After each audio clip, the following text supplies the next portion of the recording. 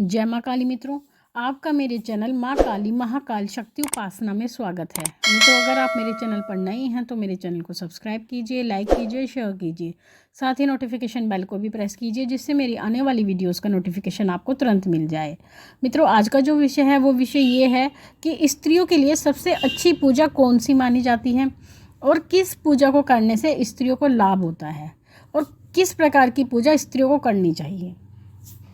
तो उसी से संबंधित ये जानकारी है, आप वीडियो को पूरा सुनेगा, क्योंकि स्त्रियां हमेशा कंफ्यूज रहती हैं। वो यही सोचती हैं कि हमें कौन सी पूजा करनी चाहिए, किस देवता की पूजा करनी चाहिए।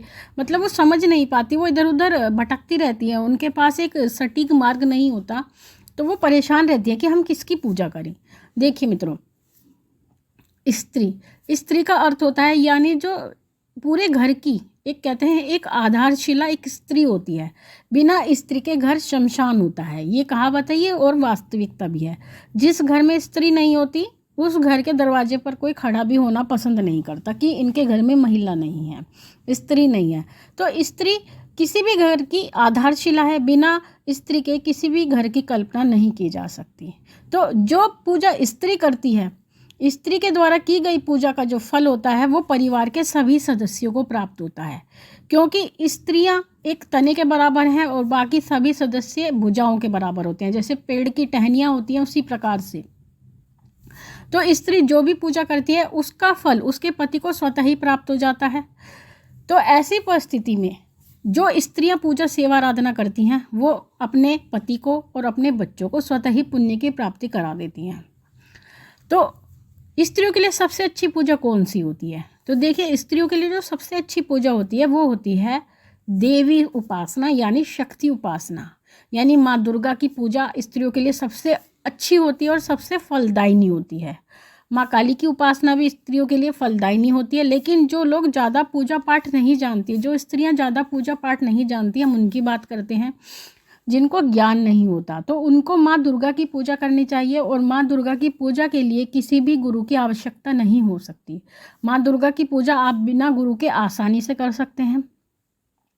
अब ये बात आती है कि स्त्री किस प्रकार से पूजा करे माँ दुर्गा की। देखिए, सबसे पहले तो स्त्री को सबसे पहला जो कर्म स्त्री को करना चाहिए कि जो ज्योत प्रज्वलित की जाती है वो स्त्री के द्वारा ही अपने घर के मंदिर में ज्योत प्रज्वलित की जानी चाहिए। यानी घर में जो उजाला करने का कार्य, ज्योत का अर्थ होता है प्रकाश।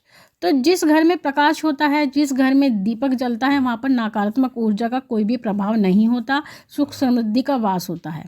तो ऐसी परिस्थिति में सबसे पहले स्त्री को स्नान करके अपने घर के मंदिर में ज्योत प्रज्वलित करनी चाहिए, देसी घी की ज्योत प्रज्वलित करनी चाहिए। और अगर सामर्थ्य नहीं है तो तेल की ज्योत भी आप प्रज्वलित कर सकते हैं। उसके बाद में अब बात ये आती है, जो स्त्रियां ज्ञान नहीं रखती पूजा का, तो उनको क्या करना है। ज्योत प्रज्वलित करने के बाद में माँ दुर्गा का उनको पूजा करनी है। सबसे पहले उनको गणेश जी का ध्यान करना है। गणेश जी का ध्यान करने के बाद में उनको, अगर उन्होंने गुरु धारण किया है तो गुरु का ध्यान करें, और अगर नहीं किया है तो आप अपने पितरों का ध्यान करें। पितरों का ध्यान करें, कुल देवी कुल देवता का ध्यान करें। उसके बाद में जो स्त्री बिल्कुल भी पूजा पाठ नहीं जानती हैं उनके लिए सबसे जो उत्तम होता है वो होता है चालीसा। तो ऐसी स्त्रियां जो पूजा पाठ नहीं जानती उनको केवल दुर्गा चालीसा का पाठ करना चाहिए। वो एक बार भी चालीसा का पाठ कर सकती हैं, 2 बार भी कर सकती हैं, 5 बार भी, वो उनकी अपनी स्थिति पर निर्भर करता है और समय पर निर्भर करता है। तो सबसे पहले वो दुर्गा चालीसा का पाठ करें, और दुर्गा चालीसा का पाठ करने से पहले अगर वो ओम नमः शिवाय का जाप कर लेती हैं, अगर माला है तो माला के माध्यम से करें, 1 माला या 2 माला, और अगर माला नहीं है तो उंगलियों पर भी 11-21 बार ओम नमः शिवाय का जाप कर सकती हैं। क्योंकि माँ दुर्गा से पहले अगर भोलेनाथ की पूजा की जाती है तो माँ प्रसन्न होती हैं, बहुत ही जल्दी प्रसन्न होती है, क्योंकि उनके आराध्य हैं। तो ऐसी परिस्थिति में भोलेनाथ की भी अगर वो पूजा करती हैं तो माँ उनसे प्रसन्न होती है। तो केवल वो दुर्गा चालीसा का पाठ करें, और जब वो दुर्गा चालीसा का पाठ प्रारंभ करेंगी करना, तो उनके जीवन में काफ़ी कुछ बदलाव आएगा। यानी उनके घर में सुख समृद्धि भी आएगी, माँ दुर्गा की असीम कृपा उनको प्राप्त होगी, और उनके मन में एक भक्ति का भाव स्वतः ही जागृत होना शुरू हो जाएगा। अगर वो पूजा पाठ में उनका मन भी नहीं लगता है तो स्वतः ही उनका मन पूजा पाठ में लगने लगेगा, क्योंकि शक्ति की उपासना एक इस प्रकार की उपासना होती है, देवी उपासना, कि जिस प्रकार से लोहा चुंबक को अपनी ओर आकर्षित करता है, उसी प्रकार से माँ भगवती अपने भक्तों को अपनी ओर आकर्षित करती हैं। तो इसलिए अगर वो प्रारंभ करेंगी तो उनका मन स्वतः ही लगने लगेगा। तो केवल वो दुर्गा चालीसा का ही पाठ करें, तो इस प्रकार से वो माँ दुर्गा को प्रसन्न कर सकती हैं। अब बात आती है उनके जो पूजा पाठ अच्छी प्रकार से स्त्रियां जानती हैं। तो ऐसी स्त्रियों को सप्तशती का पाठ करना चाहिए, यानी दुर्गा सप्तशती का पाठ उनको रोज करना चाहिए और प्रतिदिन करना चाहिए। जहाँ पर दुर्गा सप्तशती का पाठ होता है, माँ भगवती माँ दुर्गा वहाँ पर अखंड रूप से निवास करती हैं। वो पीढ़ियों तक उस घर में निवास करती हैं। यानी अगर आज आप पाठ कर रहे हैं और कल को ऐसी परिस्थिति भी आती है कि संसार सभी को छोड़ना पड़ता है और वो स्त्री संसार को छोड़कर चली जाती है, तो उसके बाद में भी 7, 8, 10 पीढ़ियों तक भी माँ दुर्गा की कृपा उस परिवार पर बनी रहती है। इतना प्रभाव दुर्गा सप्तशती के पाठ में होता है।